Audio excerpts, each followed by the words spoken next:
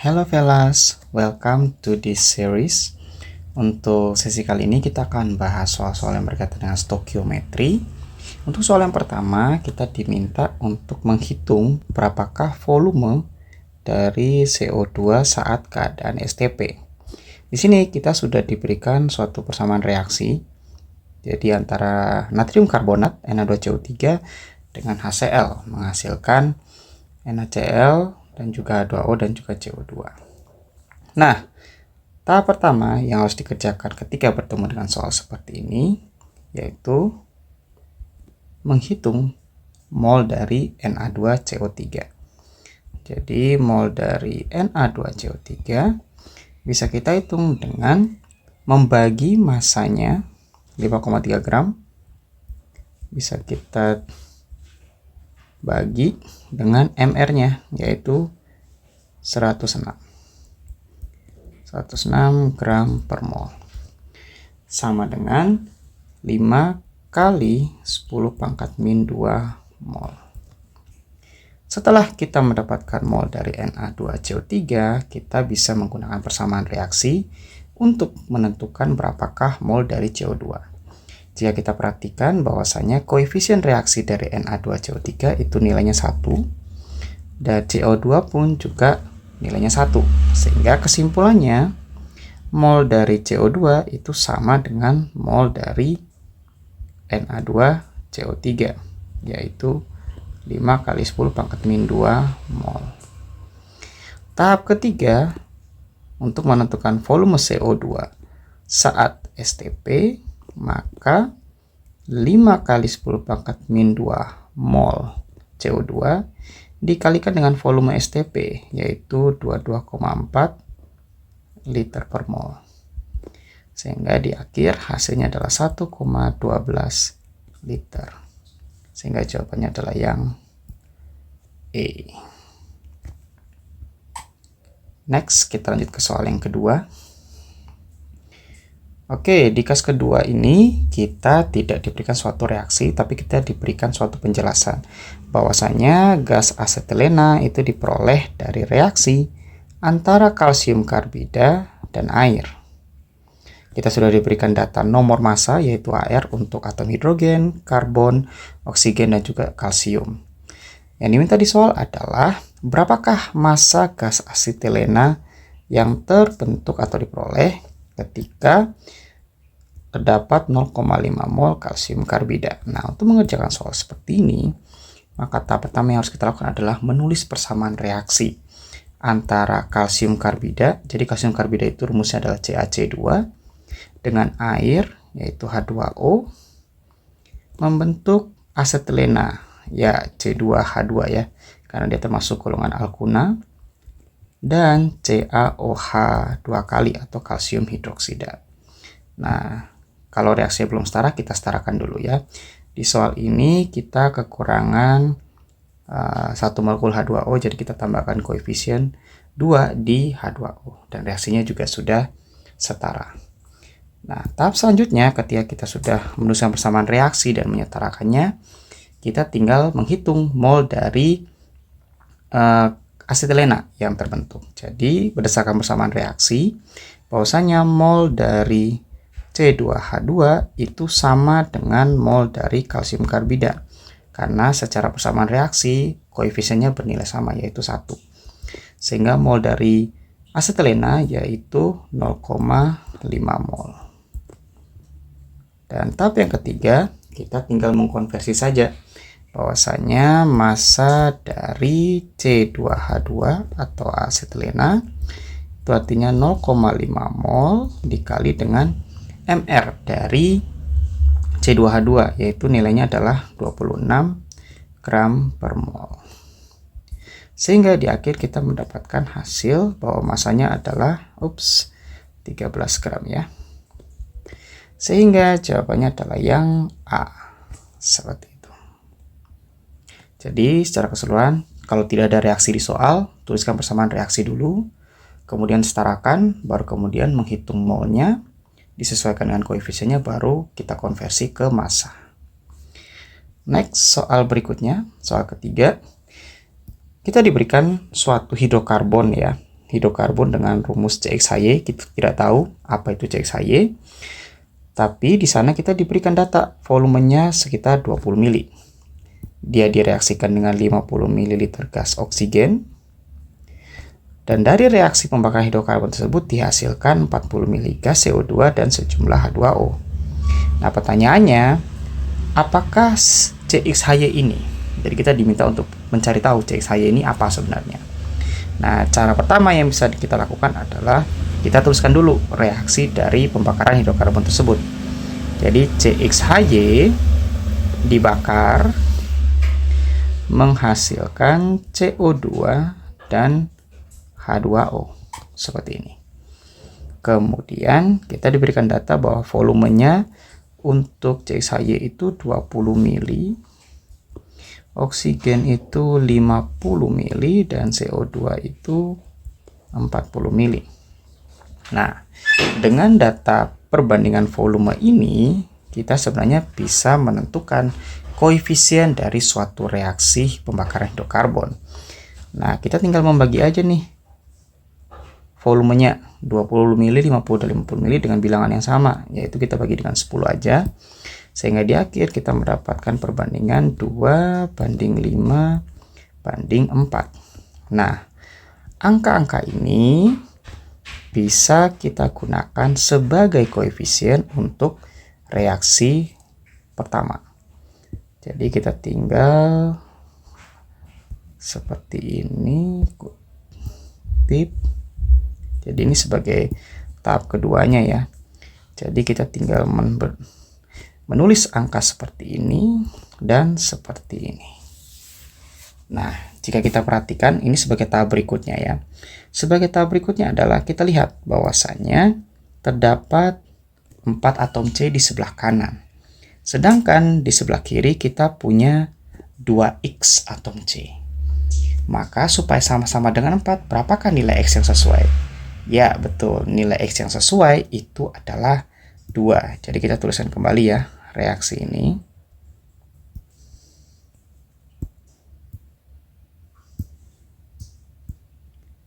Sehingga dia menjadi 2C2Hy. Nah, selanjutnya adalah kita lihat jumlah oksigen. Jumlah oksigen di sebelah kiri itu adalah 5 dikali 2, 10. Sedangkan di sebelah kanan totalnya adalah 4 kali 2, 8. Plus 1 dari H2O, 9. Supaya sama dengan 10, seperti oksigen di sebelah kiri, maka kita harus menambahkan 1 atom oksigen lagi nih. Nah, caranya bagaimana? Ya, dengan cara mengganti koefisien H2O dengan angka 2. Dengan seperti ini, maka jumlah oksigennya tepat 10, sama seperti di sebelah kiri. Nah, dengan cara yang sama, dengan pendekatan yang sama, secara tidak langsung kita mendapatkan jumlah atom hidrogen di sebelah kanan, yaitu totalnya sama dengan 4. Sedangkan di sebelah kiri nilainya adalah 2Y. Nah, berapakah nilai yang tepat supaya jumlah hidrogennya sama dengan di sebelah kanan? Ya, kita tinggal menggantinya saja dengan angka 2 sebagai pengganti variabel Y. Sehingga di akhir reaksi kita punya reaksi yang seimbang ya. Jadi kita punya reaksi yang seimbang. Jadi ini menjadi seperti ini. Ya, sehingga rumus hidrokarbonnya adalah C2H2. Yaitu jawaban yang C. Seperti ini. Kita lanjut ke soal berikutnya. Oke, soal berikutnya kita punya dua keadaan yang berbeda. Jadi di situ terdapat 1 liter gas A dengan massa 1,5 gram. Kemudian di saat yang bersamaan terdapat 7,5 gram gas nitrogen. Gas nitrogen monoksida ya lebih tepatnya. Kemudian dia juga memiliki volume 10 liter. Nah, pertanyaannya adalah berapakah MR dari gas A?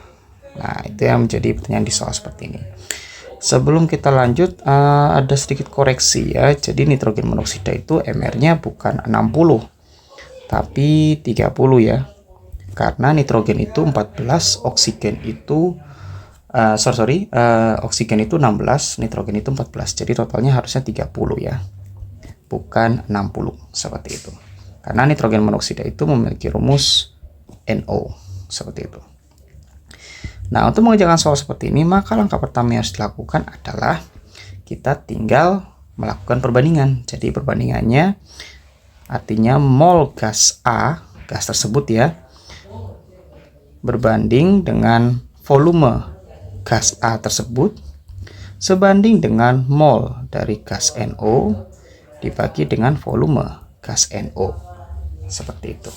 Nah, pertanyaannya adalah kita belum menemukan nih mol dari gas NO, maka kita harus menghitung dulu gas NO molnya berapa. Jadi molnya gas NO itu sama dengan ya massa dibagi mR ya. Jadi massanya adalah 7,5 gram dibagi dengan 30 gram per mol. Seperti ini. Ya, jadi 7,5 dibagi 30, hasilnya adalah 0,25. Kemudian mol gas A, kita tinggal tuliskan kembali tetap mol gas A dibagi volumenya tadi adalah 1 liter, berarti 1 sama dengan 0,25 dibagi dengan volumenya adalah 10. Atau dengan kata lain, mol gas A itu sendiri adalah 0,25 dibagi 10. Seperti ini ya, 0,25 dibagi 10 atau 0,25 kali 10 pangkat min 1. Kemudian untuk menghitung masanya, jadi tahap kedua, maka mR dari gas A itu bisa diperoleh dengan cara mol A ya dibagi dengan terbalik, mohon maaf. Jadi mol itu kan cara menghitungnya seperti ini. Jadi mol A itu diperoleh dari massa A dibagi dengan mRA. Sehingga mRA itu artinya massa A dibagi dengan mol A. Jadi massanya tadi adalah 1,5 ya. 1,5 dibagi dengan 0,25 kali 10 pangkat min 1.